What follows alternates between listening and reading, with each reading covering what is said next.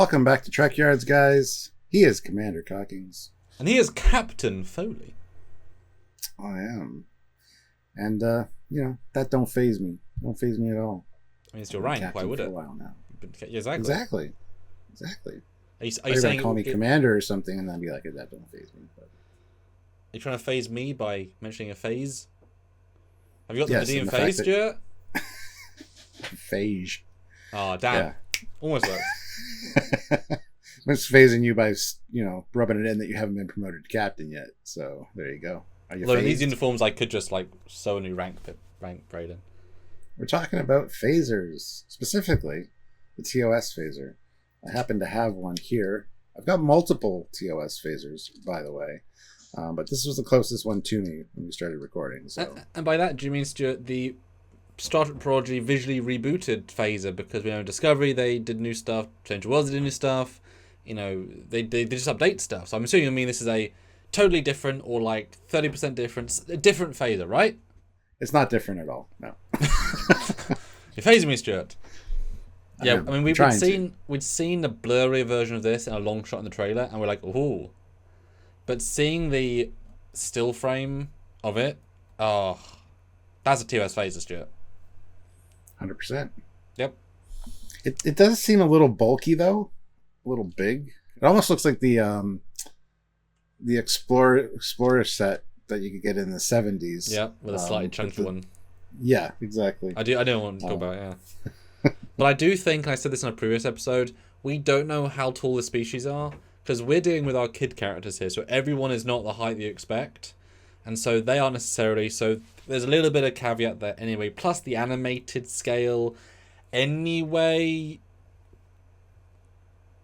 But visually, I mean, every piece is there. Yes, it's a little bit odd, but it all comes together in a cohesive piece. And, it's an old phaser. It's 100 years old. It's got some wear and tear on it. They definitely are durable. They still work. Yep, absolutely. And you got to think there's got to be, at least 5 or 6 standard on the Galileo for emergency purposes. So they've got a few. Oh, the question is, how many power packs? How long do power packs last? You're not going to be using them all the time. So what's their staying power if you don't use them? Do they drain still? But the fact is they do have... this is just some random people going out. They're not looking for anything in particular. So they have one of their 6 phasers.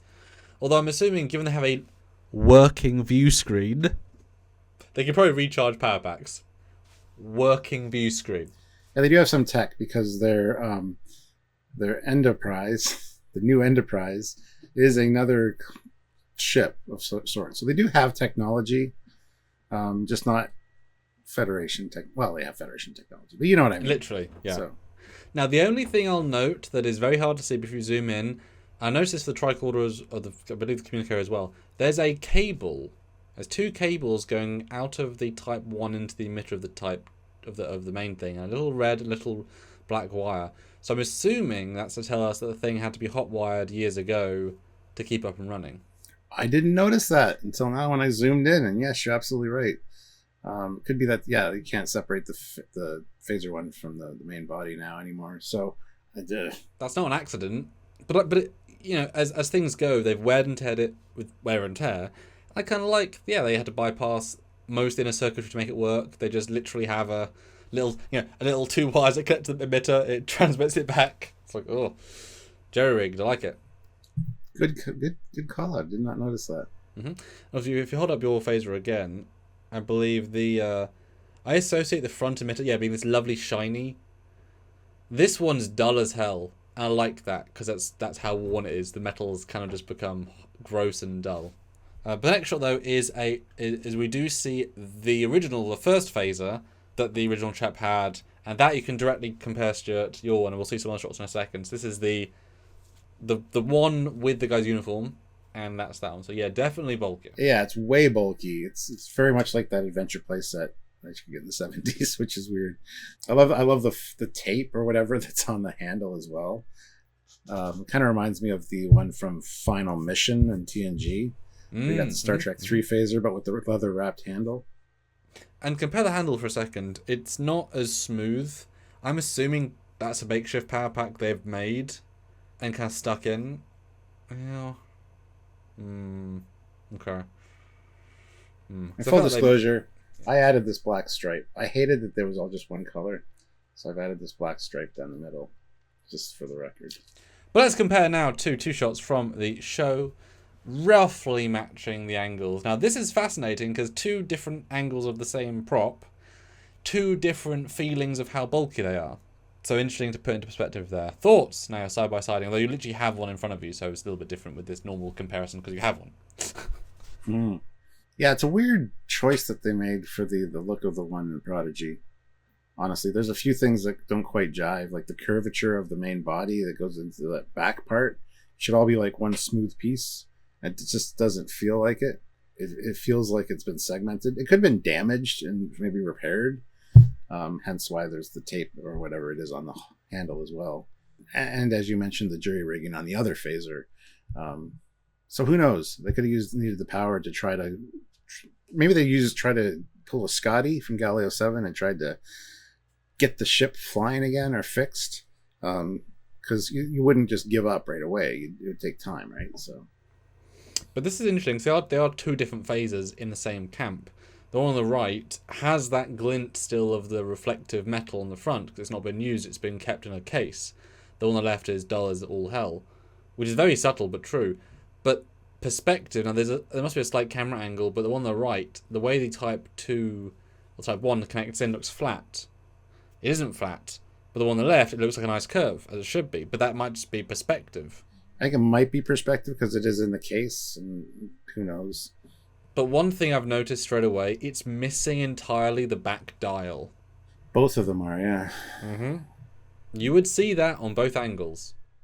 Different form of phaser? Well, my assumption is that it broke off and they don't have more than, like, they can't change the settings very much because the Type 1 can still change, or the Type 1 still works, Type 2's broken, hence the jerry rigging of putting it into the Type 2 for form factor, and so they can still modify the Type 1 settings, which is the top black piece. But an interesting omission because you would see it in both views, and it's just not there. So it's very close, but not quite perfect. But certainly 96%, I think it's fair to say. Oh, absolutely, yes.